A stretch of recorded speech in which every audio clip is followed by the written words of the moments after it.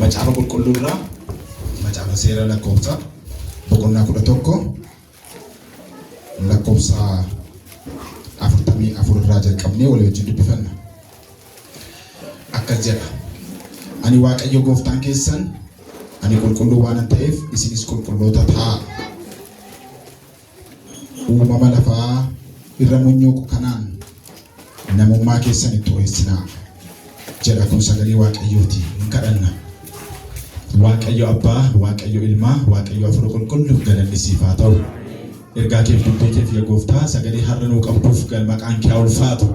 Hafuura Qulqulluu ammas sabni kee, hojjettoonni kee yaa Gooftaa dura keetti walitti qabamnee jirra. Ati Waaqayyo kottu nu barsiisi. Hafuurri Qulqulluun tokko tokko keenya irratti haaroo.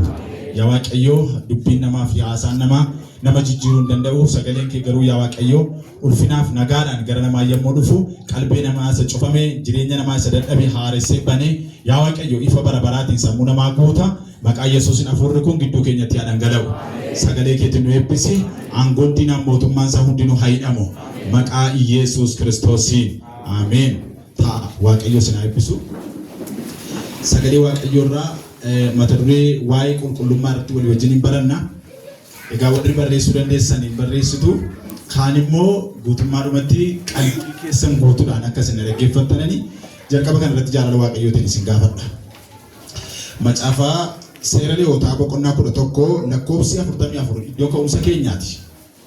Kanarra dhaabbannee mata duree waa'ee qulqullummaa yookaan immoo mata duree qulqullummaa jedhu irratti baranna.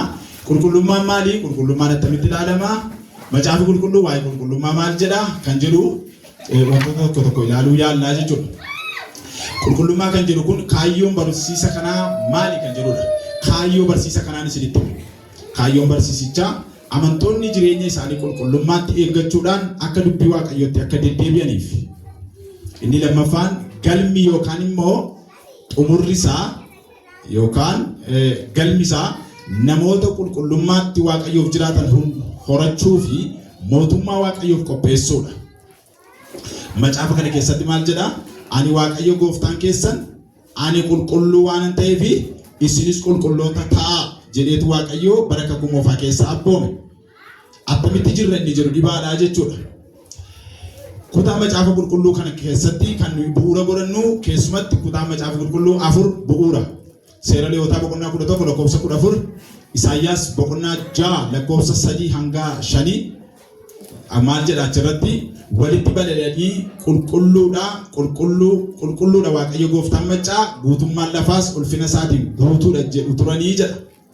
Inni biraan isa duraa Phexros boqonnaa 1 lakkoofsa 15 hanga 16tti inni isin waame qulqulluu akkuma ta'e isinis adeemsa keessan hundumaan qulqulloota ta'a jedha. Itti dabalee isa duraa Tesaloniqee boqonnaa 4 lakkoofsa 7 irratti xuraa'ummaatti utuu hin ta'in qulqullummaatti akka jiraannuuf Waaqayyo nu waame jedheetu qulqullummaa qabaadhaa jedheetu mura. Xuraa'ummaatti utuu hin ta'in qulqullummaatti akka jiraannuuf Waaqayyo nu waame jedha. Qabiyyeen barumsa kanaa waan gurguddaa sadii of keessaa qaba.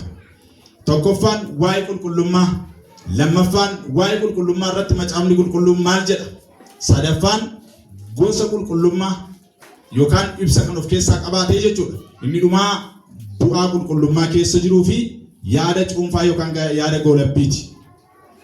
Ibsa waa'ee qulqullummaa irratti barreessitoonni tokko tokko akka jedhan akkan kitaaba tokko tokko irraa dubbisettis holiness inni jedhu afaan Ingiliffaatiin tuqaa tokko tokko isaa yookaan immoo qubee tokko tokko isaa yommuu hiikan holiness kan jedhu asii gadi H humility dha, O obedience, L love, I integrity, N newness, E endurance, S self denial, S ni kan biraan sanctification dha. Walumaa gala jechoota kan of keessaa qaba. Gad of deebisuu, abboomamuu, jaalala, amanamummaa, haaraa ta'uu, jabina, of ganuu fi of qulqulleessuudhaan deddeebi'uu yaada of jedhu of keessaa qaba. Jechi qulqullummaa jedhu kompoonentii isaa yookaan immoo kaaraakteristikii isaa isa kana jechuudha.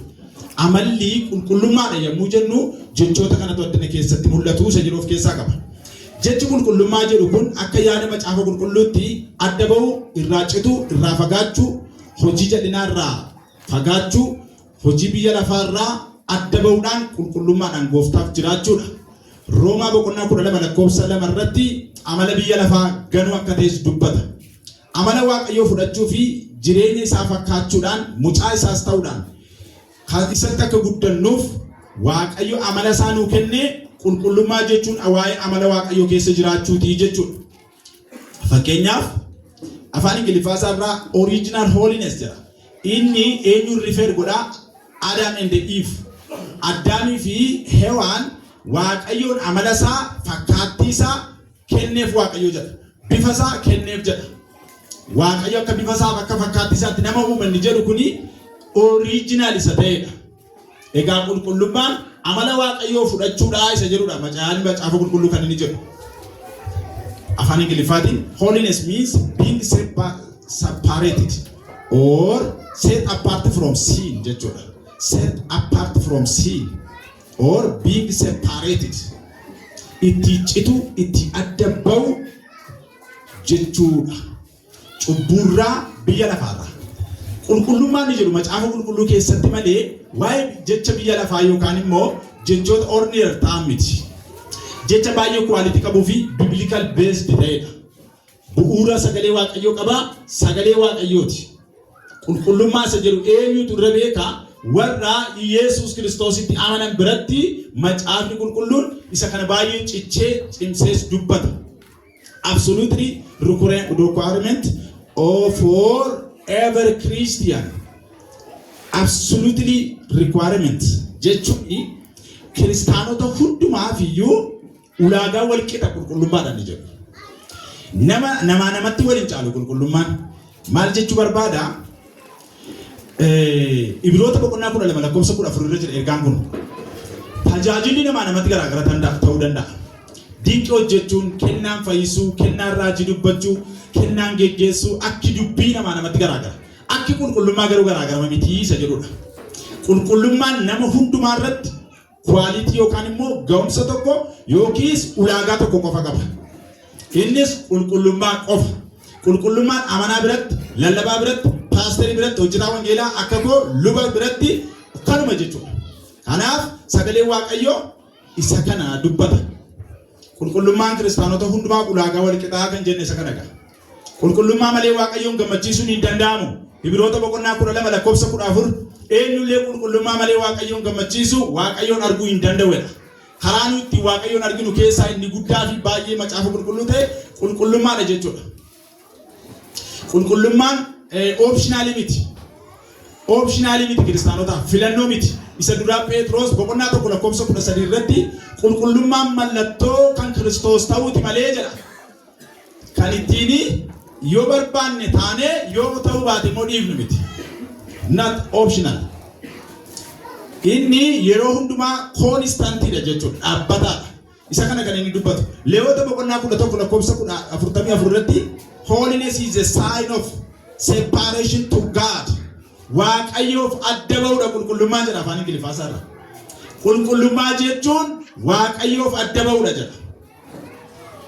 Gosoota qulqullummaa yookaan kind of holiness. Inni kuni waan lama qofa. True and false. True holiness, false holiness. Akkamitti Efesoon boqonnaa 4 lakkoofsa 24 irratti argattu. Tokko qulqullummaa isa dhugaadha. Lammaffaan immoo qulqullummaa isa feekii ta'e isa sobaati. Macaafa qulqulluun gosoota isaa kanuma lamaan kaa'a. Macaafa qulqulluu keessatti kana yommuu walitti qabdan gosoota kana yeroo walitti qabdan bakka sadiitti gargar hirama. Holiness of spirit, holiness of body, holiness of body and the spirit. Qulqullummaa dhaqnaa yookaan physically actionidha.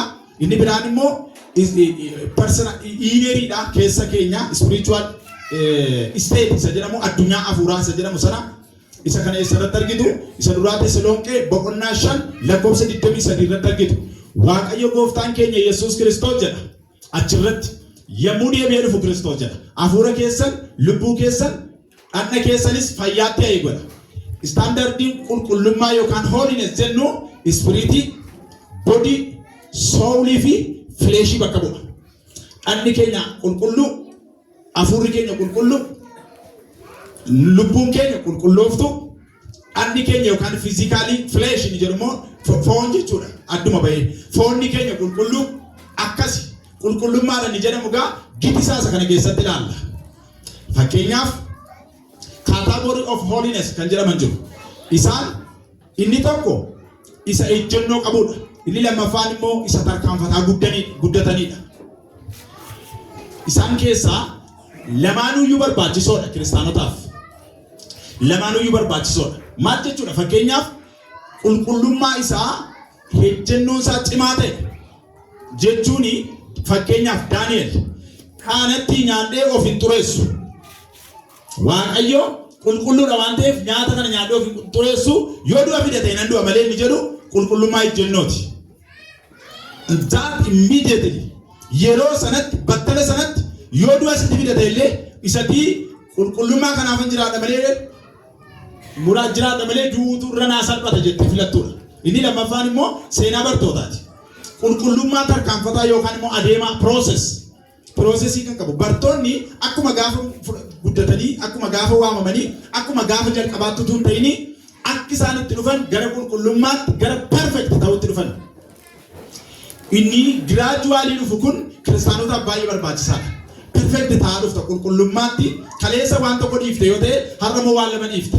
Kaleessa amala keetu rakkisaadha yoo ta'e amala sana dhiifte. Kaleessa nama lolta yoo ta'e har'ammoo nama lolu dhiisuu jechuudha. Kaleessa namni hatu har'ammoo hatu dhiisuu jechuudha. Eegada namni hatu har'ammoo hatuurraa sobuurraa of eegee qulqullummaatti perfect ta'aa dhufuudha. Inni kuni qulqullummaa isa tarkaanfataa jedhama, isa adeemu jedhama. Waaqayyo ittiin nu haa eebbisu. Iccitii qulqullummaa keessa jiru macaafni qulqulluu waan lama duwwaa kaa'a. Accepting Christ as a personal savior and following his example, self-denial. Sagalee Waaqayyo isa kana dubbata. Iccitii qulqullummaa keessa jiru waan tokko jedha macaafni qulqulluun. Innis Yesuus Kiristoosin akka fayyisaa dhuunfaa ofiitti fudhachuu fi amala ofii san barbaachifne garuu fakkeenya Yesuus Kiristoos fudhachuun hordofuudha jedha. Irra deebi'uu qulqullummaa jechuun Yesuus Kiristoosin fudhachuu, itti amanuu, fayyuudha. Yesuus Kiristoosin duukaa akka hojii isaatiitti adeemuudhaan actioniidhaan argisiisuudha. Example yookaan immoo parables fakkeenya gaarii ta'uudhaan itti fufuudha jedha. Yesuus Kiristoosin akka fayyisaa dhuunfaa keenyaatti yommuu fudhannu cubbuu keenya irraa qulloofna. Yommuu isatti amannu qulqulloota ta'uu keenya barraa. Erga isatti amannee qulloofne booda immoo isa dhumarra jiru sana sanctification inni jedhamu qulqullummaa isaa kan ijoollee Waaqayyooti. Yommuu Yesuus Kiristoositti gaarii goonee amannu gaa qulqulloofnee luba baanaa fakkaattii Yesuus Kiristoos sirriitti taanee argisiisuu dandeenya. New generation yookaan immoo new creation jedhama kun. Uumama haaraa yommuu taanu gaa waa'ee Yesuus dubbanna, waa'ee Yesuus odeessina, waa'ee Yesuus namatti himna jechuudha. Fayyinni keenya kwaalitii isaa iddoo barbaachisaa irra ga'eera jechuudha. Yesuus Kiristoositti baay'ee siquun qulqullummaa keessaa isa jalqabaa akka ta'e macaafni qulqulluun dubbata. Yommuu closely to Jesus, Yesuusitti yommuu baay'ee lixxanii, Yesuusitti yommuu tokkummaa keessan jabeessaa adeemtan, kwaalitiin qulqullummaa keessanii baay'ee dabalaa adeema. Sagalichi isa kana nutti hima. Waaqayyo sagalee kanaan nu gorsuu barbaada. Iccitii qulqullummaa keessa jiru isuma kana. Yeroo tokko tokkoon ilaallu waa'ee qulqullummaa macaafa qulqulluu maal jedha isa jedhu mul'ata boqonnaa 4 lakkoofsa 8 irratti Waaqayyo qulqulluudha jedha. God is holy. Waaqayyo qulqulluudha. Lammaffaa wantoota macaafa qulqulluu keessatti qulqulluudha jedhaman baay'eetu jiru, muraasa asirra kaa'ee jira. Hunda macaafa qulqulluu keessa jiru as kaa'uu hin dandeenyu. Garuu macaafi harka korra jiru kuni waa'ee qulqullummaa maal jedha isa jedhu ilaallaa jechuudha tokko tokkoon. Waaqayyo qulqulluudha. Seera Lewwotaa boqonnaa 19 lakkoofsa 2 irratti ani qulqulluu waan ta'eef isin qulqulloota ta'aa jedhe Waaqayyo. Ajaja kun komaandimentii keessa yookaan immoo ajaja keessa filannoon hin jiru. Yookaan raawwattaa yoo raawwachuu dhiifte hin baddaadha. Kuni qulqulloota ta'aa kan jedhu ajaja malee filannoo miti jenneerra. Kanaaf kiristaanotaaf qulqullummaan jiraachuun filannoo miti kan jennee ibsa kana. Inni dhuma lammaffaarra jiru iddoo qulqullaa'atu jira macaafa qulqulluu keessa. Holy place. Ba'uu boqonnaa 3 lakkoofsa 5 irratti, Iyyaasuu boqonnaa 5 lakkoofsa 15 irrattis maal jedha? Iddoon kun qulqulluudha waan ta'eef kophee miila keetti baasi. Manni Waaqayyoo qulqulluudha. Sadaffaa manni Waaqayyoo qulqulluudha jedha sagalee Waaqayyoo. Hisqeel boqonnaa 24 lakkoofsa 21 manni koo qulqullaadha, iddoon kun qulqullaadha, iddoon aarsaa kun qulqullaadha jedhe Waaqayyo. Arfaffaa iddoo hundumaarra qulqulluu ta'e, holy place and the holy, qulqulluudha caalaatti immoo qulqulluudha. Iddoo hundumaarra qulqulluu. Seera lakkoofsaa boqonnaa 14 lakkoofsa 19 iddoo hundumaarra caalaa qulqulluutu jira. Meeshaalee qulqullaa'otu jira. Meeshaalee qulqullaa'oo inni lammaffaa seenaa bara boqonnaa 4 lakkoofsa 22 yommuu dubbiftan meeshaan kun hundinuu haa qullaa'an jedhe Waaqayyo. Waciitii jedha achirraa yeroo dubbistan, fallaana jedha, baattuu ibsaa jedha, gabateetti waa nyaattan, wanta ittiin fuula koo duratti aarsaa dhiyeessan hundumaa qulqulluu godhaa jedha. Materials meeshaalee qulqulluu. Macaafa seenaa bara boqonnaa 19 lakkoofsa 11 maal jedha? Waciitii kana dhiqaa, wanta qabdan hundumaa dhiqaa, uffata keessa miiccadhaa jedhe Waaqayyo. Uffata qulqulluu, shaashii qulqullaa yookaan immoo marata qulqullaa. Akkasuma inni biraan tulluu qulqullaa Xiyoon, tulluu qulqullooftu jedhamti. Tulluu baay'ee jira, tokko garuu qulqulluudha. Innis macaafa faarfannaa boqonnaa 2 lakkoofsa 6 jira. Akkasuma boqonnaa 3 lakkoofsa 4 tulluu qulqulluu sana irratti kan ba'u eenyu jedha. Gara gaara koo qulqulluu kan dhufu eenyudha? Waaqayyo ati tulluu keessa qulqullaarra jirta jedha. Bantii waaqaa qulqullaa macaafa faarfannaa 26 heavenly yookaan immoo mootummaa Waaqayyoo bakka bu'a yommuu baay'ee lixan. Bantii waaqaa inni jedhu kuni iddoo teessoo Waaqayyoo, shrine of God jedha. Gara teessoo Waaqayyoo, gara Waaqayyo taa'u jechuutti hiikama. Inni biraan maqaan Waaqayyoo qulqulluudha.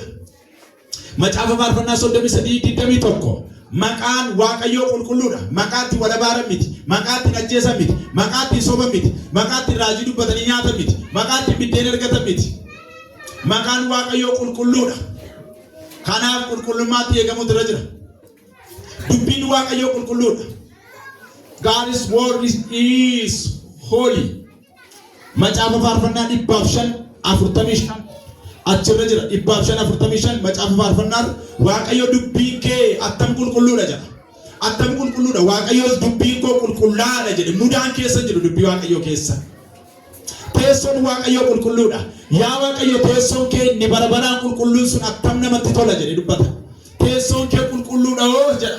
Iddoo Waaqayyo taa'u qulqulluudha. Teessoon isaa qulqulluudha. Macaafa faarfannaa 47 lakkoofsa 8 iddoo Waaqayyo jiru qulqulluudha obboloota koo. Kakuu haaraa keessatti yommuu dhuftan iddoo Waaqayyo jiraatu kun laphee keenya. Isin mana qulqullummaa Waaqayyooti jedha. Akka jechuun iddoo Waaqayyo jiraatu teessoo irratti ni ilaallu.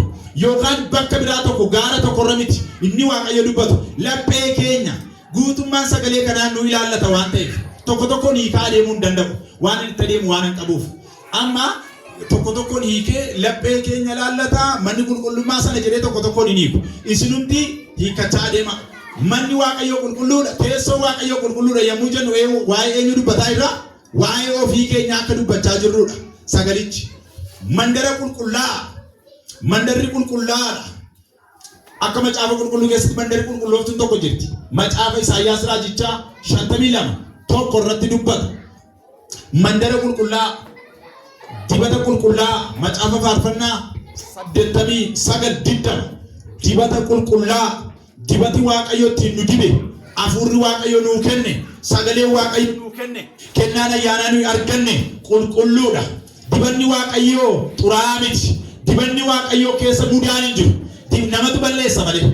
Dibanni Waaqayyoo qulqulluudha yommuu jennu namatu oolee bulee yookaan of tuulummaadhaan gaaf tokko dhufee of tuulummaan itti gala. Gaaf tokko hafuura sobaan dhufee itti gala. Gaaf tokko ana malee namni hin jiru.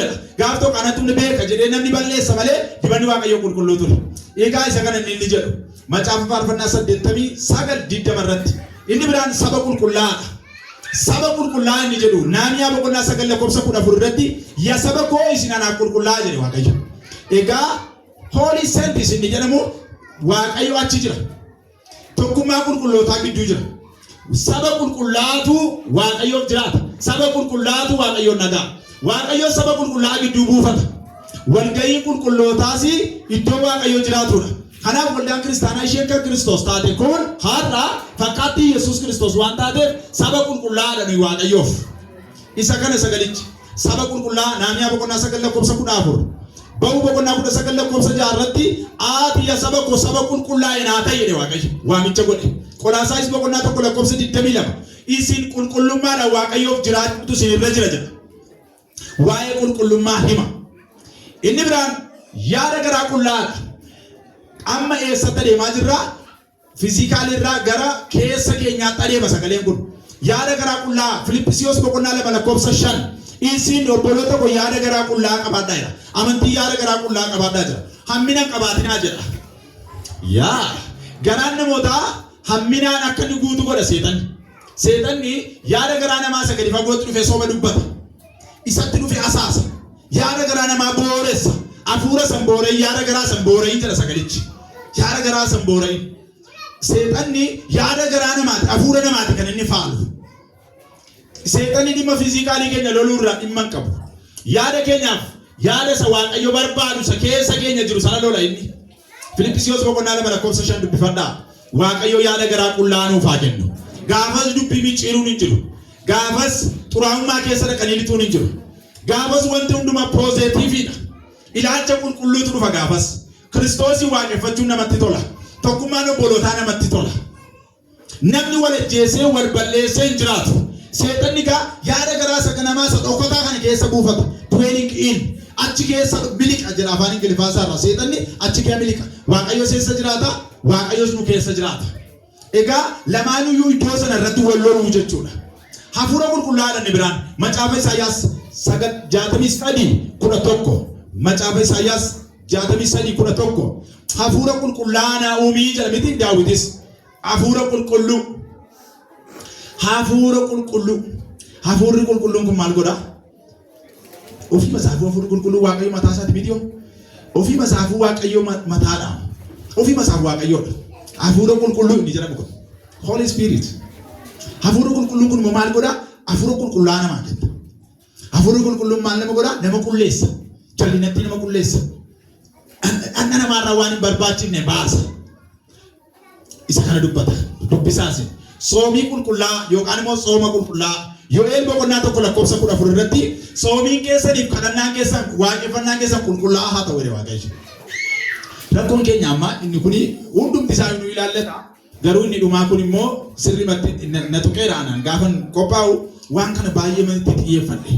Amma hin kadhannaa hin tajaajilaa garaan keenya qulqulluu miti. Hin soomnaa soomii keenya keessatti nama du'a. Macaafa qulqulluu keessattis naabotee fa'aa akkas godhan. Soomaaf sagadarra oolanii waaqeffannaarra oolanii gadi ba'anii naabotee immoo fannisan. Amma jireenyi kiristaanummaa inni baraarraas kakuu moofaa waan fakkaata. Namni waldaa keessa ta'a qulqullummaan qabu walii wajjin adeemaa bahee wal ajjeesaa soomee kadhadheedha gadi bahee akkuma kaleessaati. Jijjiirama yaadaan qabu. Jijjiirama qalbiin qabu. Dandeen jijjiirama. Kanaaf soomii keessatti wal ajjeesan ta'a. Yo'eel boqonnaa 1 lakkoofsa 14 irratti soomii keessan isa qulqulluu godhaa malee akkasitti hin ta'uudha Waaqayyo. Macaafa Isaayyaas raajichaa keessattis waan ani isinii dhaga'u fakkaata yoo itti soomtanii jedhe Waaqayyo. Isinoo nama ajjeeftu, isinoo aboottee wal rukuttu, isinoo hojii walitti baay'iftu, isinoo wal ciqiltu, isinoo wal ajjeesaa ooltu. Soomii keessan akkatti kan dhagaan warra fakkaataa yoo fi dadhabdoodha. Qooda kanaa jedha isa kufee kaasaa isa bare barbaada. Inni isin jettan kuni isa margi cooligee soomii keessan akkuma margi ganama cooligee galgala immoo akka tokko ta'uti. Ganama utuu yommuu bokkaan jiru ol jedhee yommuu biiftuun immoo cooligu margi. Galgala immoo mataa buusee badu akkasuma soomiin keessan jedha Waaqayyo. Kanaaf walitti qabamii keessan ilaalamuu qabaadha. Kadhannaan keessan ilaalamuu qabaadha. Waaqeffannaan keessan ilaalamuu qabaadha. Waan an dubbadhuuf waan an hojjedhu jireenya qabu taanaan duwwaadha. Lallabii keenya jireenya qabu taanaan duwwaadha. Kaataagorii inni jedhamu false holiness inni jedhamu isa kana bakka bu'a. Yihuudoonni maal godhanii hin lallabuu hin dubbatu macaafa qulqulluu hin dubbisu dubbii Waaqayyoo immoo micciiru. Hin soomuu soomiidhaan kadhannee dhu nama immoo ajjeesu. Soomii kun hin ta'u jedhe Yesuus Kiristoos. Akka kanatti hin danda'amu jedhetti. Kanaaf isuma iyyuu dabarsanii ajjeesan. Kanaaf gaasa feekiidhaan ni sobaati inni jennu isa kana. Inni dhugaan immoo isa keessa namaatti dhufu. Isa dhugaatti Waaqayyoof jiraatan. Isa du'a yoo namatti fidellee dhaabatan. Soomiin namaan miti. Waaqayyoof jiraachuun namaan miti. Waan tokko isinitti hima. Waaqayyoof yommuu hojjettan mana kana yommuu dhuftan Sabni kun yommuu iddoo kanatti dhuftanii waaqeffatan bu'aan isaa waldaaf jettanii yaadina. Nama biraa miti. Ani eenyuuf illee danan jiraadhu. Eenyuuf illee lallaban. Bu'aan isaa jalqabaa kan kooti. Kadhachuun mana kana keessa jiraachuun tokkummaa qulqullootaa keessa jiraachuun inni jalqabaa kan koof kan mana kootiiti. Inni lammaffaan kan nama biraa ta'a jechuudha. Yoo ofirraa haftanidha. Jireenyis tajaajillis hojjechuunis. Egaa dhufuu keessaniif soomuu keessan Waaqayyoof jiraachuu keessan egaa gooftaan Yesuus Kiristoos gatii gaariitti isiniif fudhatu. Isa kana dubbata sagalichi. Kennaa kanneen macaafa qulqulluu keessatti qulqullummaa yookaan immoo kiristaanummaa namaa balleessan. Kanneen qulqullummaa kiristaanummaa namaa balleessan jettanii qabattu. Tokko tokkoon ilaalla. Kanneen qulqullummaa kiristaanummaa jireenya namaa balleessuu danda'an maali? Qulqullummaa namaa kan balleessan jechuu dandeessu gabaabsitanii. Inni tokkoffaan biyya lafaa fi hojii isaati. Biyya lafaa fi hojii isaatti hirmaachuudha. Roomaa boqonnaa 12:2 irratti iddoon jalqaba ilaalle suni isinii biyya lafaatti hirmaattuun ta'inaa hojii isaarraa fagaadhaa jedha. Biyya lafaatti ni jedhu karaa lama laalama. Inni tokko isa ijaan fooniin mul'atu kana biyya lafaatti jenna. Isa namni irra jiraatu, irra qotu, irratti hojjetu, irratti mul'ata qabaatee, irratti wal horee jiraatu kanaadha. Inni biraan seera uumamaa boqonnaa 6:1, seera uumamaa boqonnaa 10:32 fiizikaalii isa argamudha. Inni lammaffaan biyya lafaatti ni jedhamu immoo amalaa fi faallaa sagalee Waaqayyoo kan ta'edha. Isa immoo isatti argitu Maatiyos boqonnaa 13:22, Roomaa boqonnaa 8:5 achirratti argachuu dandeessu. Faallaa sagalee Waaqayyoo, faallaa dubbii Waaqayyoo, faallaa Kiristoos kan adeemu inni biraan biyya lafaatti jedhamee waamameera. Yesuusin kan hin simanne biyya lafaatti jedhameera.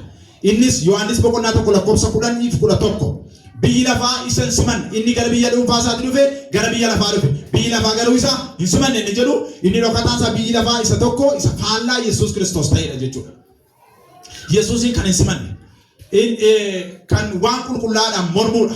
Biyyi lafaa inni biraan isa waan qulqullaadhaan mormu Yohaannis boqonnaa 15:18 waan qulqullaadhaan isa mormu Yesuus Kiristoos duraan dursa biyyi lafaa anaan jibbee anaan ari'ate ammas isiniinis akka jibbuu fi akka ari'atu beekaa jedhee dubbateedha. Duuka buutota Kiristoos Yesuus kan ari'atu akka ta'e Yohaannis boqonnaa 15:18 irratti isa kana hima. Har'as nuyi duuka buutota Yesuus Kiristoos yommuu taanu qulqullummaatti jiraanna. Biyyi lafaa immoo waan qulqulluu ari'ata. Ofiisaaf xuraa'aadha waan ta'eef. Namoota Yesuus Kiristoositti hin amanne illee bakka bu'a. Biyya lafaa ni jedhu kun. Biyya lafaa ni jedhu namoota Yesuus Kiristoositti hin amanne namoota ammallee akkuma dhalatanitti jiran Yesuus Kiristoosin hin fudhatiin jiran jechuudha. Isa duraa Qorontos boqonnaa 1:27, Luqaas boqonnaa 12:30, mul'ata Yohaannis boqonnaa 18:9. Iddoo kana irratti yommuu argitanii maal jedha? Warri Yesuus Kiristoositti hin amanin jiran ammallee biyyi lafaa isaan keessa akka jiru, isaanis biyya lafaa keessa akka jiran, humni biyya lafaa fi aangoon seexanaas isaan keessatti hojjechaa akka jiru dubbata. Ammumallee humni seexanaa kun, aangoon seexanaa kun warra hin amanne keessatti, warra biyya lafaa keessa jiran keessatti hojjechaa jira. Of eeggadhaa jedha. Inni maali? Xuraa'ummaan, jallinni tokko tokkoon gara booddee kana jira yommuu tokko tokkoon diinnu maal akka jechuu barbaadu? Isaan keessatti hojjechaa jiran jedhu suni maal akka ta'e goodaa kana jira. Inni ilaalla. Biyyi lafaa dukkana.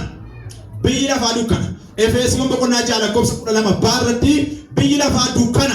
Biyya lafaa isa dukkana kana keessatti akka ibsaatti ibsituuti jedheera Yesuus Kiristoos. Kanaaf biyya lafaatti ni jennu isa inni tokko dukkana, inni tokko immoo isa nu ija fooniin arginuudha jechuudha. Egaa xiyyeeffannoon keenya biyya lafaa isa dukkana ta'e kanaadha. Mootummaan Waaqayyoo kan inni dhufe isa ibsuuf, kan nuyi jirru dukkana kana ibsuuf malee guyyaa aduu kun yoon ibsa. Garuu dukkana biraatu jira. Ifa kanaan ala waan biraa tokkotu jira. Kan nuyi ibsinu dukkana biraatu jira. Dukkana sana akka ibsinuuf sagalee Waaqayyoo isiniif anuun jedheera. Biyyi lafaa dukkana. Hafuuratti nama ajjeesa biyyi lafaa. Argitanii? Inni kun egaa biyya lafaa fi hojii isaa duukaa bu'uudha yommuu jennu biyyi lafaa eenyu isa jedhu hiikaa jirra amma. Yoo wal duukaa jiraanne irra ta'e. Yoo hordofaa jirtu yoo ta'e biyyi lafaa eenyu isa jedhu ibsaa jirra amma. Biyyi lafaa dukkanaa jenne dhumarratti. Inni biraan biyyi lafaa ajjeesaadha. Biyyi lafaa nama ajjeesa. Eessatti argitu? Efesoon boqonnaa 2:1-3 argitu. Isin yommuu biyya lafaa duukaa buutanii turtan isin maal turtan? Du'oo turtan jedha. Hafuuraan maal turtan? Du'oo turtan jedha. Karaa hundumaa hafuuraan warra du'an turtanii jedhee dubbata. Hafuuraan du'aa jechuun isa kana gaa. Efesoon boqonnaa 2:1 isa kana dubbata. Du'oo turtan jedha. Warra karaa hafuuraa du'an nama godha jechuudha biyyi lafaa. Yoo dhugaatti hin jiraanne. Biyyi lafaa kan inni hojjetu isinitti himu hafuura namaa ajjeesa. Foon namaa immoo sooromsa. Sammuu namaan bana baay'ee kan inni baratuuf hin danda'ama. Baay'ee barachuun milkaa'insa keessan hin argisiisu. Dhugaan isinitti himu. Baay'ee milkaa'uuf qabeenya baay'ee horachuun, mana dhaabbachuun, maatii horachuun eebba guddaadha jettanii isa jalqabaati jettanii fudhatinaa. Inni jalqabaa lapheen keessa Waaqayyoof qulqullooftanii jiraachuudha. Inni jalqabaa. Milkaa'insi guddaan adduna keessa jira. Hafuuraan jiraachuudha inni jalqabaa. Namni biyya lafaa yoo buufate, lubbuu isaa yoo dhabe, maal gatii qabaa jedhe Yesuus Kiristoos. Isa kana gaa keessaaraadha hoo. Kanaafan akkas jedhe. Malee barachuun hin barbaachisu, sooromuun hin barbaachisu, nuyyuu dhiitachaa irraa halkanii guyyaa.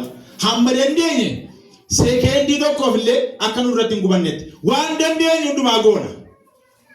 Waan dandeenye hin jiru, waan biraan hin goonu, sagalee Waaqayyoo sakattaana, hin kadhanna, isaaf waamamne waan ta'eef hin hojjenna immoo. Isa kana inni sagalee Waaqayyoo gaa maal jedhaa biyyi lafaa hafuuratti isin ajjeesaa irraa of eegaa. Biyyi lafaa ajjeesaa lubbuu, ajjeesaa foonii, ajjeesaa hafuura namaati.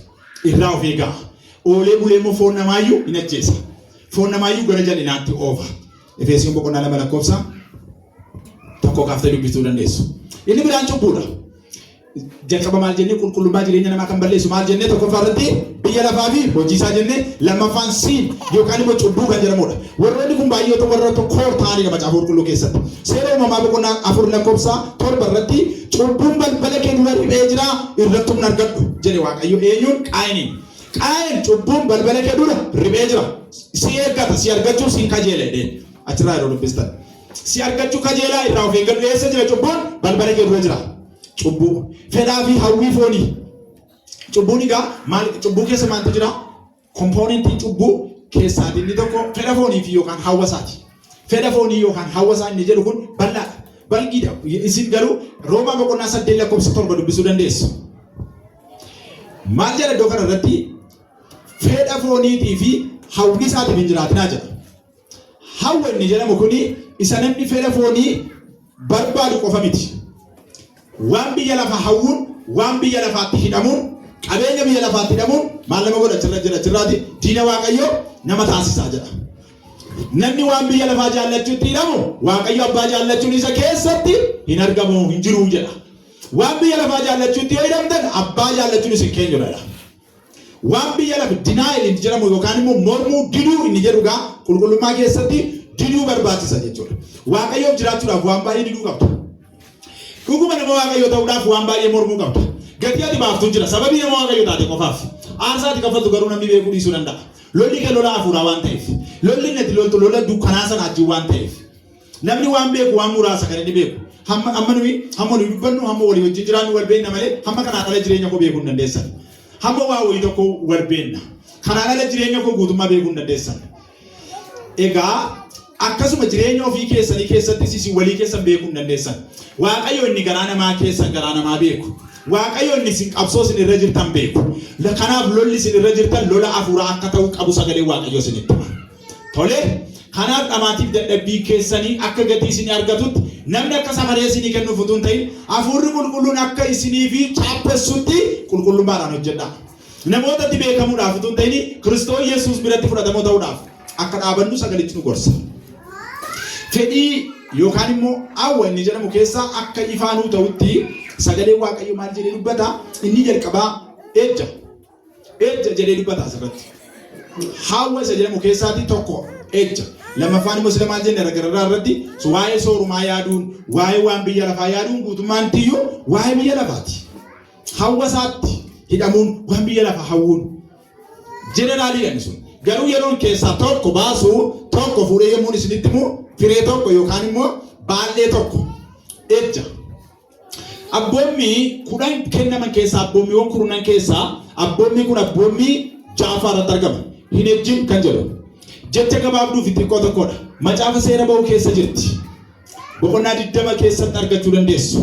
Keessa deebii keessatti isin argattu. Maal jedhaa? Iddoo kana irratti hin ejjin kan jedhu jira. Abboommiin kun gabaabduudha garuu ergaan ishee waa'een ejjaa maal akka ta'e sirriitti ibsa. Fakkeenyaaf yommuu diddiiddan ejja jechuun maal akka ta'e asirratti sarara lama barreessee jira. Ejja inni jedhamu maal jechuudha? Maal jechuudha? abbaa manaa yookaan haadha manaa ofiitiin alatti fedha foonii yookaan immoo wal quunnamtii saalaa raawwachuu jechuudha. Dhiibbaa namarratti fidaa, hafuura namaa miidhaa, nama dhukkubfachiisaa, nama ajjeesuu danda'a. Waaqayyo wajjin gargar nama kutaa, Waaqayyo irraa nama fageessaa, firarraa adda nama baasaa, qofa galeessa nama godhaa, jooraa nama godhaa, baqataa nama taasisa jedheen barreesse asirratti. Hanuma gooti kun hinuma barreesse asirra. Dhiibbaan jireenya namaa irratti fidu konsiikwensaa yookaan immoo riizaaltiin ejjaa baay'ee badaa fi hamaadha. Inni jalqabaa Waaqayyo wajjin walitti nama buusa. Qulqullummaadha yommuu jennu gaa inni kun ulaagaa tokko fira. Qulqullummaadha karaa ittiin jennu keessaa karaan ittiin qulqullummaa keenya eeggannu keessaa tokko natti biyyoon jedhee ejja baqachuudha jedheen isinitti himu yoo na gaafattan. Yoon isin gaafadhes kun isa tokko ta'uu danda'a. Yoo deebisuu baattan hin dhabdanii yoo kan biraa deebistanis hin ta'a. Kan biraanis baay'eedha waan ta'eef. Garuu ejjechi keessaas tokko. Sagalee Waaqayyoo maal jedhaa? Namni macaafa qulqulluurraa yeroo dubbistan macaafa keessa deebii boqonnaa 32 lakkoofsa 18 irratti namni ejjee isa utuu hin ta'in uffati isaa yoo xuraa'u jedhe Waaqayyo. Macaafa seera keessa deebii keessatti namni ejju isa utuu hin ta'in isarra darbe uffati xuraa'aa jedhe Waaqayyo. Atam chiiggaasisaa argitanii? Atam nama chiiggaasisaa tokko.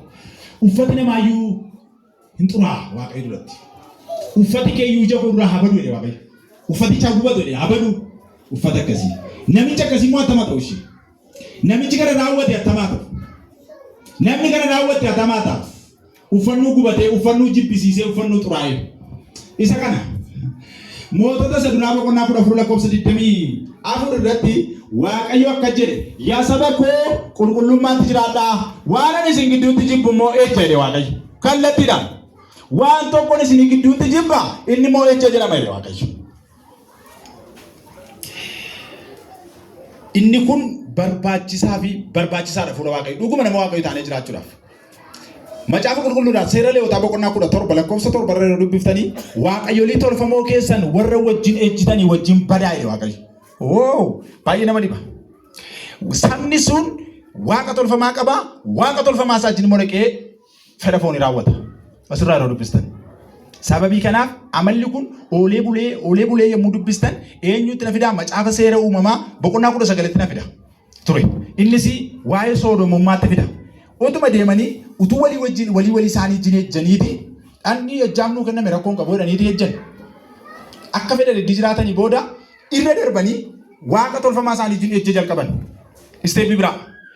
Waaqa tolfamaa wajjin ejjanii raawwatanii booda immoo waan godhan wallaalanii dhiirri dhiiraa wajjin ejjuutti gale. Last macaafa seera macaafa Roomaa ergaa warra Roomaa barreeffame boqonnaa 1 lakkoofsa 18 irratti argattu dhattanii. Isinii waan namni hin goone gootu xuraa'ummaa waan namni hin raawwannetti dabarsee isaan kennedha. Fedha isaaniitti dabarfamanii kennaman jedha. Waan namni dhaga'u jibbu raawwattan jedhe Waaqayyo. Kana hojjechaa naaf hin jiraattan jedhe Waaqayyo. Sabi sun abiddaan baduu qaba. Soodomiif Gomoraatti Waaqayyo abiddatti buuse. Kanaaf har'a dhiirri wal fuudhuun dhalaa walitti heerumuun inni biyya lixaa jiru kun tarii biyya keenya keessas inni bu maal beenna? Dhokatee ribaati isaatti mitti dhiba. Afuurri isaatti mitti dhiba. Injiru jechuun dandeenyu. Ispiriitiin humni seexanaa biyya lafaarra jiru hundumtuu ijoollee Waaqayyo irratti hojjeta waan ta'eef. Waan akkasiirraa of eeggachuutu gaariidha. Egaa har'a jireenya gadhiisii isa dhumaa climax isa jedhamu irra jira namni. Jallina dhumaa irra jira. Already fiixeetti baheera. Hallayyaatti namuuf. Cubbuu keessaa isa dhumaa irra geenyeerra. Ergi dhiirri wal fuudhe. Isa dhumaa irra jira biyyi lafaa cubbuunsa. Soodomiif Gomoraan abiddaan badan guyyaa dhumaatti immoo kana caalaa kan caalutu sin eeggata jedhe Yesuus Kiristoos. Bara dhufa ilma namaatti akkasuma ta'a jedhe. Milikkitoota bara dhumaa keessaa tokko isaan manu argaa jirrudha. Gadhiisitti jiraachuudha. Xuraa'ummaatti jiraachuudha. Namni akka fedhe jiraachuudha. Hin faarfata akka fedhetti jiraata. Hin lallaba akka fedhetti jiraata. Mana Waaqayyoo keessa jiraatu qulqullummaan qabu. Barumsa warra Gnostiksii jedhamu warra kan Giriikii falaasama warra Giriikii ture. Early church history keessatti seenaa waldaa kiristaanaa ishee jalqabaa keessatti falaasamni warra Giriikii maal jedha? Yoo walii wajjin ejjitan rakkoon qabu jedha. Dhanna keetii yoo cubbuu hojjette rakkoon qabu. Amantiin biraadhaa ejji biraadha. Amantiin biraadhaa fedha kee guuttachuun immoo biraadha. Fedha kee wajjin Waaqayyootu si uume jedhanii barsiisu. Fedha wajjin Waaqayyoo si uume. Utuun barbaachisu ta'e Waaqayyoo fedha kee hin uumu ture jedhanii barsiisu. Barsiisa dhugaa barbaada. Fakkaata. Garuu keessi isaa summii hamaadha. Sagalee Waaqayyoo gaa isa kanaan no jedha. Isa kana diduudhaaf inni jalqabaa deny yourself first. Ofii kee mormi inni jalqabaa. Ofii kee irratti tarkaanfii fudhatta. Namni isa kana irratti ejjennoo isaa isa jalqabaa ta'uu danda'a. Ejjennoo qulqullummaa ejjennoo ni jedhu yeroo akkasii dhufuu danda'a. Kana ta'ii yoo ta'u baattee hinduutaa yoo jedhan qulqullummaa ejjennoo ni jedhu yoo lubbuu keellatee kennuuf qophii ta'uu qabda. Qulqullummaa tarkaanfataa ni jedhu immoo har'umaa qophaa'aa deemuu qabda. Gara ga'umsaatti dhufuu qabda. Barachaa, dubbisaa, kadhachaa, waa Waaqayyo jedhu dhaggeeffachaa, waan hawaasi jedhu dhaggeeffachaa, waan hawaasa kee jiru immoo beekaa. Yoo beeknu ta'e dubbachuu hin dandeenyu waan ta'eef. Waan biyya kanarra jiru yoo beekne akka of eeggannuuf nu gargaara. Akka kiyyaatti hojjennuuf nu gargaara. Akka wangeelli dhugaa baanuuf nu gargaara. Egaa dubbichi isa kana. Ejja inni jedhamu gaa inni jalqabaa Waaqayyo wajjin walitti nama buusa. Lammaffaan jireenya nama namaa miidha. Macaafa qulqulluu keessa Phaawulos Xiimotewosiif yommuu barreessu cubbuu hundumaa keessaatii kan namaa xureessu ejja inni dubbata. Kan namaa xureessu sababiin isaa namni ejja dhanna isaatiin raawwata jedhe Yesuus Kiristoos. Kanaaf badaa macaafatu jedhe waan ta'eef Phaawulos akka jedhe namni maaliin raawwata jedhe dhanna isaatiin cubbuu waan raawwatuuf Yesuus Kiristoostu isa kana immoo akka nu jiraannuuf nutti hime. Yesuus Kiristoos immoo dhanna keenyaan cubbuu hojjechuu duwwaa utuu hin ta'in maal jedhee jabeesse? Maal jedhee ija hawwaatiin yoo ilaaluun cubbuudha jedhe Yesuus Kiristoos immoo caaffaatti rukute. Maal jettaa seera kakuumoof diiguudhaaf dhuftee attam jennaan lakkii an diiguudhaaf hin dhufne. Dhugumaan isinitti himaa namni ejja ajjeefamu jettee dubbatteetta seera kee keessatti dur seera Musee keessatti akkas ture jennaan ati immoo maal jetta jedhanii yeroo gaafatan namni ija hawwaatiin ilaale iyyuu ejjeera jedhee murteessaa jedhe Yesuus. Kanaaf eessa jirraadha amma iddoo qubannee dhufi naannoo keenya ilaaluu qabna. Kiristaanummaan keenya kanaan calalama. Ungulaadhaan amantii keenyaa dhufee jechuudha amma. Biyya lafaarra jira. Inni seexana waan ta'eef. Seexanni immoo gara qaama dadhabaa jireenya namaa goree nama lola. Kanaaf keessumaa tooftaan diinni yeroo ammaatti nama lolu maal beektu? Inni jalqabaa hafuura gadhiisiitti nama oofa. Hafuura namaa faala. Hafuura namaa edda faalanii booda gaa'ela namaa balleessa. Tesaloonkee keessatti akka jedha namni ejja ooluuf qorumsa ejjaa ooluuf haadha manaa qabaatu abbaa manaa qabaatudha. Waan gabaan dhagee gowwaan galee haadha manaa dhossa jedhanii mammaasa tokko. Waan biyya odeessu gaa barsiisuun gaariidha. Waan biyya lafaa keessa jiru waan namni ittiin nyaatamu waan dallaa kana alaa nama balleessu asitti safuudha jennee qofa bira hin darbinu. Sagalee Waaqayyo maal jedhaa jennee dubbanna malee. Egaa iddoo kanarratti maal jedhee dubbata? Seexanni gaa inni jalqabaa waan tokkoon isinitti seexanni maal godha? Gaa'ela namaa faala. Gaa'ela namaa balleessa. Akka namni nagaan qabaanne godha. Qulqullummaa namaa balleessa. Abbaa manaa fi haadha manaa walirratti kaasa. Akka isaan waliin galle godha. Kun tooftaa seexanaa keessaa isa jalqabaa ta'uu har'aa kaasaatii hubadha. Akkamitti akka isinitti mun beeku. Garuu waan kana suuta dubbadha. Akka nama hundumaa hammatutti dubbadha litu baay'ee. Garuu isiniif agaru maali eessatti akka deemaa jiru garuu nuu garuu qaba. Seexanni tooftaan isaanii jalqabaa haadha manaa abbaa manaa walirratti kaasa. Akka isaan waliin galle godha. Kaayyoon gaa'elli dhaabameef immoo maaliif beektu? Fedha foonii raawwachuudhaaf inni jalqabaa. Kanaan miti yoo jettan immoo ta'u macaafa qulqulluudha waan ta'eef. Lakkii kanaan miti yoo jettan lakkii macaafa qulqulluun akka jedha. Namni ooluudhaaf haadha manaa ofii abbaa manaa ofii isaatii haa qabaatu jedha sagalee Waaqayyo. Seera uumamaa keessattis amma reefuu ta'e kan addaam jedhu maaliif beektu? Fedha isaa iddii guuttatee booda. Iddii gammadee booda. Satisfactionii iddii argatee booda. Sana keessa immoo maaltu jiraa jedha alaalaasi. Sana keessa immoo horuudha. Amma kaayyoo Waaqayyoo dhiiraaf dubartii uumeef horaa baay'eedhaa jedhe jennee yoo mataa sana lallabne inni lammaffaadha. Horuu baay'achuun lammaffaa irratti dhufe biraa. Inni tokkoffaan isteeppiin duraa gammachuu foonii qabaachuudhaaf. Tole. Egaa hundumtuu dargaggoo namoonni baay'ee waan jirtaniif namoonni hedduudha waan taataniif kana keessa illee ture. Isa kaan iddoo biraatti barsiifna. Isa kaan nan kaa'adha. Garuu inni lammaffaan immoo horaa baay'eedhaa lafa guutaadha Waaqayyo. Seexanni gaa maal godha? Akka namni gaa'ela isaatti hin gammanne godha. Namni yeroo gaa'ela isaatti hin gammanne gaa'ela isaa diiga. Abbaa manaa fi manaa waliiku. Amma waliiku wal dhiisuu kana akkuma tabiisaa godhe namni. Attuma akka namaa salphatu hin beekan. Salphaa tokko godhee xinneessee dargisiise waan si dhiise yoo jedha. Hiikee deema, hiittee deemte lama fuudha dhufe sadiifaa fuudha afurfaa. Shanis torbas kan fuudhu ni Afuura fuudhaa akkasii ifachuu fadhana jirra gaa. Afuura heerumaa akkasii ifachuudha jechaadha. Heerumii fuudhi tokko qofa. Tokko qofa. Isa qeerrumaan kan ishee qeerrumaan fuudhe isa qeerrumaan itti heerumte qofa. Hamma ni duutti. Yoo inni dhukkubatee si irra ciisan leete hamma ni gaafni duutti. Hamma yoo gaafa isheen duutuutti. Waliiyyuu ni danda'amu. Cubbuun jechuun ni danda'amu. Dhaqanii jechuun ni danda'amu. Dhorkaadha. Sagalee Waaqayyoo isa kana dubbata. Hin danda'amu jedha sagalee Waaqayyoo. Yoo akkas gootan isin kiristaanota miti. Dhugaan isinitti makka kiristaanota miti. Nama Waaqayyoos miti. Ofii tajaajiltan malee zeeroodha tajaajilli keessa duwwaa. Firdii abidda jala jirtu. Gatii qabu. Waaqayyoo wajjin walitti buutanii jirtu. Isin ofii fiizikaalii wal ilaalla malee uffata wal ilaalla malee keessi du'ee jechuudha already. Utuu testerii wayii yookaan immoo ilaaltuu wayii dhufee hin jiru jechuudha. Namoonni yeroo tokko Waaqayyoo utuu dhufee iyyuu jedhu. Nani bajjeechisuun. Yesuus utuu dhufee iyyuu jedhu. Jarri kun amma Yesuus hin beekuu jedhee nani banaa. Amma Yesuus hin jiru nu gidduu. Jira moo jiru? Hin argaa Waaqayyo. Utuu Yesuus dhufee iyyuu eessaadhuma jiroo? Hin argamu.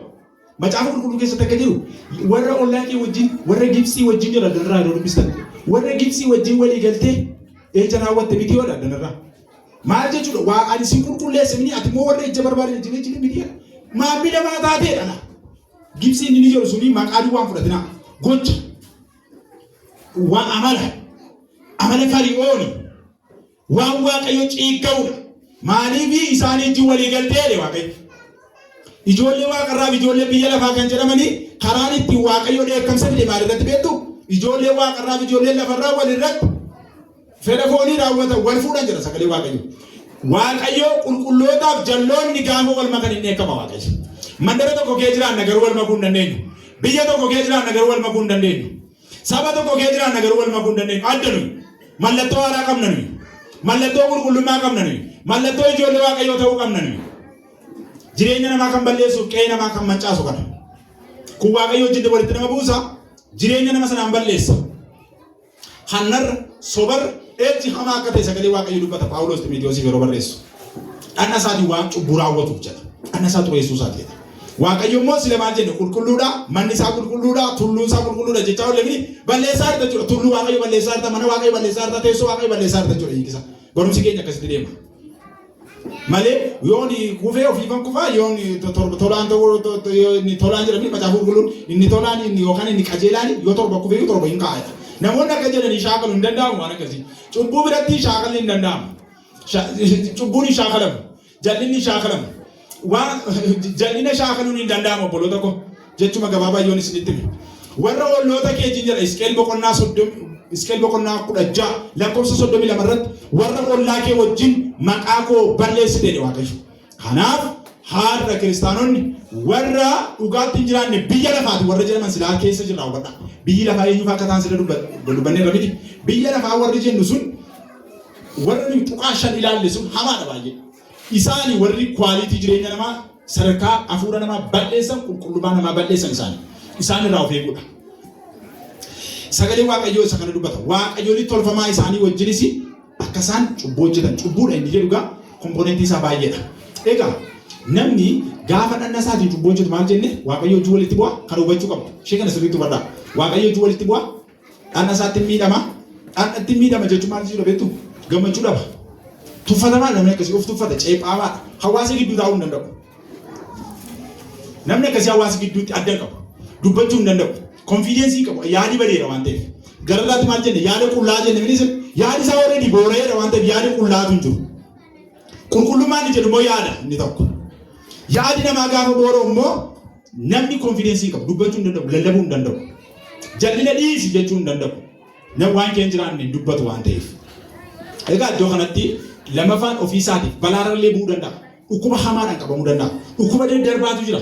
Maqaasaa yeroo baay'ee yeroo barsiisu nani warra kaanitti maqaan isaa baay'eedha. Hin daddarba dhukkubi daddarbaa baay'ee jira. Dhukkuba daddarbaa jira. Ani ni jalqabaa. Waa'ee Waaqayyo inni Waaqayyoof jiraachuu lammaffaadha. Foonuma ofii nagaatti eeguuf tokkoffaa kennuun waan tokko jedhee dubbadhu yaadaan. Akkuma dhukkubaan hin qabamneef fayyaama kwaalitii danda'u ofii eeggachuuf dhanni keenya kan eenyu dandeera sila kan Waaqayyooti. Our spirit, our body, our soul, our flesh. Dhanna keenya fayyaa, foon keenya fayyaa, lubbuun keenya fayyaa ta'uuf, dhanni keenya fayyaa ta'uuf, gammachuu guutuu qabaachuuf ejjarraa fagaachuun dirqama jechuudha. Waa'ee Waaqayyoof saayintifikashin jechuun qulqullaa'u jechuun biraati. Waaqayyoo qulqullaa'uun biraadha. Sagalee Waaqayyoo immoo kan inni isinitti himu, kan inni nutti himu yaada qulqullaa'aa qabaadhaa, dhanna qulqullaa'aa qabaadhaa naaf hojjedhaa jedha.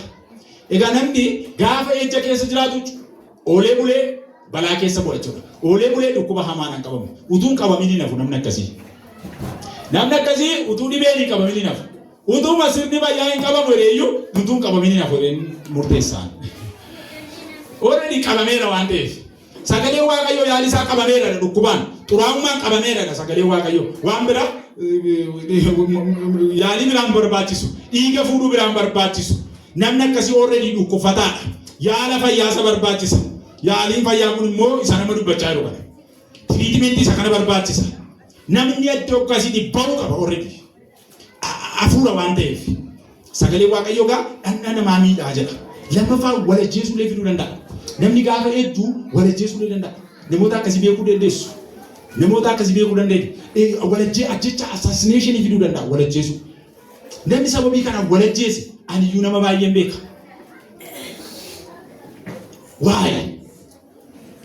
Waa'ee yoo jettan sagalee Waaqayyoon beekan jarri. Maaliif rakkin isaa hojjetan dubbii Waaqayyoo waan hin beekneef irraa kaattan jedhe Yesuus Kiristoos. Sagalee Waaqayyoo waan hin beekneef iddoo isaanii malee dhaqanii lixan. Qulqulloonni eeriyaa isaanii iddoo isaanii miti iddoon sun walajjeesuu fiduu danda'a. Inni biraan qofaatti galuu ta'uu danda'a. Namni hedduu shamarraa ta'u dhiiraa ta'u namoota gaa'ela qaban ta'u namoota dargaggoota haa ta'an qulqullummaa jireenya kiristaanummaa keessatti dhorkaadha akkuma jenne namni akkasii booda oolee bulee maalitti dhufa baqachuutti dhufa godaana ta'a karaatti galuu dhufa. Namni akka gaafa duraan moo ta'u jaalalli akka gaafa duraan ta'u sossobbiin akka gaafa duraan ta'u seexannuu sangaa masicimaa soogiddaan qabdu soogiddaan camaddu cubbuun garri jalqabaa namatti tola dhumisaa garuu qileedha dhumisaa garuu boolla buusa dhumisaa garuu dhaqee qala. Kanaaf jireenya kiristaanummaa keetti dibadee booda seexanni dhimma isaan qabu joonjaadha waan ta'eef. Kiristaanummaa isaa irraa fuudhe hangafummaa isaa irraa fuudhe qulqullummaa isaa irraa fuudhe yoo faarfate iyyuu naaru seexanni. Namni akkasii qulqullummaa isaa irraa fudhatee nayyoonni faarfate dhimma isaa qabateera isa barbaachisaa waan ta'eef. Obboloota koo waan akkasii jira gaa. Nam faarfadha oo nan hojjedhe yoo jedhan kisaaraadha. Seexanni qulqullummaa irraa fudhateera yoo deemamuu taate dhimma kee qabu. Goon itti fufi. Isa furtuu sana isa siid jedhamu sanyii sana keessaa buteera waan ta'eef. Sanyii sana keessaa fuudhate isa jedhu sana. Isa biqiluudha sanyiin immoo. Isa jireenyatti isin geessu isa qulqullummaan sanyiidha nuuf. Namni akkasii yookaan sabni akkasii oliin ka'u. Manni akkasii hin guddatu. Qeen akkasii hin guddatu. Xinnaachaa deema. Gadi bu'aa deema. Dhabaa deemtu mana akkasii. Qeen akkasii nagaan argatu. Golli akkasii boqotu. Maaddiin akkasii namatti hin tolu. Inni guddaan akka guddaatti jiraachuu toleera. Inni ijoolleen barachuu tolee jira. Inni dargaggoon of eeggachuu qaba. Sagalee Waaqayyoo kana nutti hima. Inni fuudhee gaa'ela isaa eeggachuu, inni fuudhee nama gaa'ela isaa bira jirutti obsu, xinnaan immoo guddataa barachaa deemuu tolee jira. Akkasitti waldaa qulqullooftuuf ishee mootummaa Waaqayyootiif qophoofte taana. Kanaan ala Waaqayyoo faarfannaa keessa natti ajaa'ee, hojii keessa natti ajaa'ee, walitti qabama keessa nan jibbe nuun jedha jechuudha olee bulee. Waan akkasiitu jira amma. Kanaaf jireenya keessan irratti namni tarkaanfii fudhachuuf sin irra jira. Namni akkasii gaafa dhumee isaa badiisa jechuudha. Dhumee Waaqayyootti adda, namatti adda, ofirraa adda, tuffatamaadha namni akkasii. Nama akkasii namni haasa'uu jaallatame. Nama akkasii namni haasaa isaa isinitti tolu jira. Isinitti tolaa namni akkasii. Obboleettiin akkasii isinitti tolti wajjin dubbachuun. Obboleessa akkasii jittee ni haasa'uun isinitti tola. Anaan natti tolu. Hin barbaadu. Kan akkasii hundumti keessan akkuma kooti. Isinitti isin tolu. Maaliif jedhan waan suni waliin fudhachuu hin danda'u tasuma. Anaachi wal simachuu hin danda'u. Nama akkasii ifachuutu gaariidha. Deebii jechuu gaariidha. No jechuu gaariidha gadi baasisuyyuu. Jireenya akkasii nama faala. Akka harki Waaqayyoon argamne godha. Nama dheekkamsiisa. Achuma jiraachuu nama fida. Maali inni isa cubboo hojjetu siin keessa jira akkaan jedhe Waaqayyo miti Iyyaasuudhaan. Asii waatu siin keessa jira jedhe Waaqayyo. Bara har'aa immoo waldaan kiyyoo qurxummiiti waan jennuufi jedhe Yesuus Kiristoosiin buqqisnaa jedhe ingirdaadii qamadii walitti namni haa ta'u waliin soobduun inni hedduu nyaatu inni maa waan fedhu kun waldaan bakkee jira. Iddoo biraan jiru waldaan kiyyoo qurxummiiti kan jiru waan hundumaa walitti qabatee jira waan ta'eef walumatti qabneeti wangeelatti lallabnaa walumatti qabnee qopheessinaa walumatti qabnee gara duraatti dhiibbaa uumuudha. Mootummaa Waaqayyoo gara duraatti dhiibbaa gaafa dhufu inni waa ho'uuti jira. Garuu waan tokko isinitti hima. Utuu arguu namni firdiif qophaa'u maali? Namni sagalee Waaqayyoo akkamittiin akka hubate duwwaa godheera jechuudha. Kanaaf Zabiraa dubbadheen dhaaba amma reedee naana ga'u har'aa asuma irratti dhaaba sa'aatiin keenya daqiiqaa 11 dabalee dhaabu. Shanii walakkaatti dhaaba daqiiqaa 10 qofa. Naa ilaaltu amma daqiiqaa 18 jini inni wayyuu xiqqoon itti fufa tuqaa tokko duwwaa dubbadheen dhaaba irra dhaabachuun akkanaa ta'utti. Egaa inni biraanii arraba ofii eeggachuudha. Arraba ofii eeggachuu dadhabuun maalitti nama geessa? Qulqullummaa jireenya namaa balleessuu danda'a. Qulqullummaa jireenya namaa balleessa arraba ofii eeggachuu dadhabuun. Yaa'ikoob boqonnaa 3 lakkoofsa 5 irratti yommuu argitan sagalee kana hin mul'ata. Fardaaf luugama, markabaaf batoo, arraba keenyaaf immoo jechoonni, dhagna keenyaaf immoo jechoonni akka jabbootaan dubbata. Farda luugamaan harkiftoodha. Markabaa batoo xiqqoo tokkoon sochooftuudha. Guutummaa dhagna keessan immoo arraba seeraa tokkoon sochooftuudha. Arrabi seeraan tokko immoo jechaan kan inni sochoosu. Kanaaf arraba keessan eeggadhaa sagalee Waaqayyoo. Boqonnaa 3 lakkoofsa 8 irrattis arraba keessan eeggadhaa. Hamaa dubbachuutti of eegaa. Arrabsuu irraa of eegaa. Jecha hamaa barreessuuf dubbachuun tokkuma bira. Waan baay'ee na dhibu tokko jira. Namoonni argitanii miidiyaa irrattis ba'anii nama abaaru. Lafattis nama abaaru. Barri kun bara akkasii fakkaata. Baruma namni wal abaaruuf taa'ee fakkaata. Sagalee Waaqayyoo immoo maal jedhaa? Isii qulqulloota jedha. Arraba kee qulqullummaatti eegidha. Jalqaba maal jennee dhagna kee qulqullummaatti eegi. Dhagna kee ammoo ni biraan immoo arraba kee qulqullummaatti eegi. Bishaan tokko bishaan qulqulluu fi booraa laga tokko kee waraabuu hin dandeessuudha. Kanaaf arraba keessan eeggadhaadha sagalee Waaqayyoo. Xuraa'ummaatti nama geessuu danda'a. Xuraa'ummaan faallaa qulqullummaati. Dhagna ofiitiin cubbuu hojjechuun Roomaa boqonnaa 1 lakkoofsa 24 irratti isa kana hin dubbata. Dhagni keenya arrabi keenya bu'aa dhagna keenyaa keessaas tokko. Dhagna keenyaan immoo cubbuu akka hojjennuuf akka mana keenya irratti abidda qabsiifnuuf dubbii Waaqayyoo nu gorsu.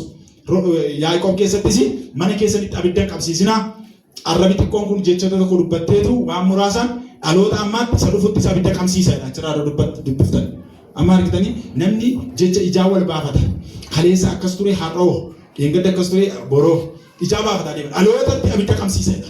Kanaaf arraba keessan eeggachuudha. Faaruu Ermiyaas tokko 9 irratti argachuu dandeessu.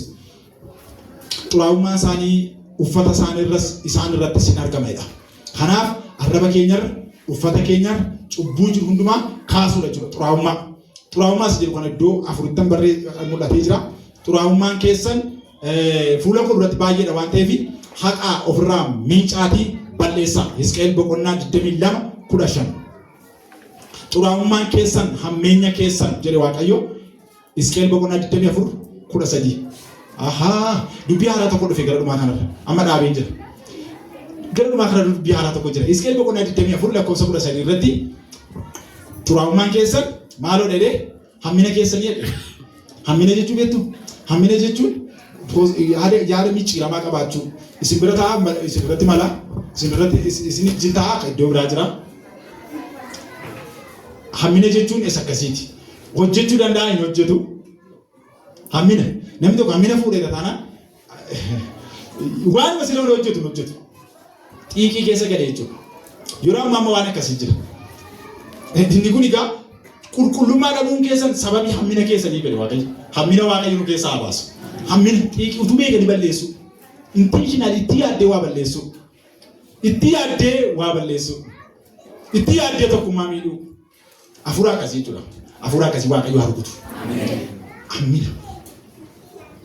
Amina. Balleessuun kan itti tolu baay'ee. Yoo bade yoo diigame kan itti tolu baay'ee. Argitanii seexanni waan biraadhaan si lola jechaadha. Inni gaa macaafa qulqulluu keessaa Phexros maal jedhe horii keessa horii fudhadhuuti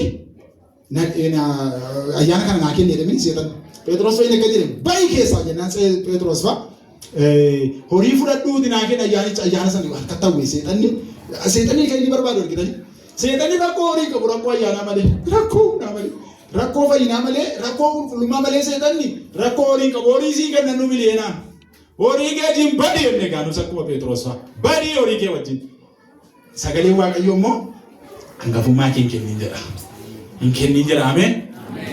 Phexros fa'a warqee hin qabnu meetii hin qabnu kan qabnu isinii laanna jechuun maal jechuudha beektu dhuguma birrii horii qabanii Phexros fa'a jechuu miti. Anis Yesuus hin sila yommuu jedhu horii hin qabu yommuu jedhu dhuguma horii hin qabu jettanii yaadinaa namni Yesuus hin qabu sooressa waan ta'eef. Yesuus hin qaban nama maaltu dhibe? Horii lafti waan lafti baasee hundinuu hanqoote dha waaqayyo. Wanti hundi hanqoote dha. Phexros fa'a horii hin qabnu meetii hin qabnu siilaanna jechuun maal jechuudha? Isa guddaa isa hin qabne siilaannaadha. Nu waan biyyi lafaa hin qabne yoo qabda. Ati waan biyyi lafaa hin qabne yoo qabda. Ameen. Nama si bira jirutti qabii itti mi amantiidhaan. Ati isa biyyi lafaa hin qabne yoo qabda jedhee itti mi. Isa biyya lafaa keessaa barbaaduun naqee jedhee itti mi. Hin goyyoomin jedhee itti mi.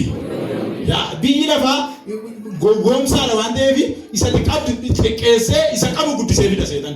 No! Qulqullummaan guddaadha obboloota ko. Qulqullummaan anaaf isa guddaadha. Tajaajilli guddaa miti anaaf. Qulqullummaan isa jalqabaati.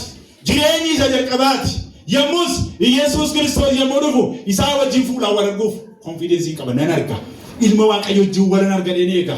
Lallabi garuu lammaffaadha. Hojiin garuu lammaffaadha.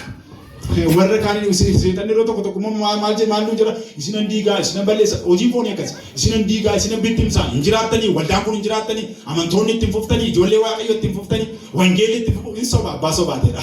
Macaafa ergaa Yohaannis wangeelli Yohaannis boqonnaa 8:44 irratti seetan abbaa sobaatii jalqabee waan sobeef dhugaa dubbatee beekudha. Boris dhugaan dubbatu seetan isinan diigaan soba.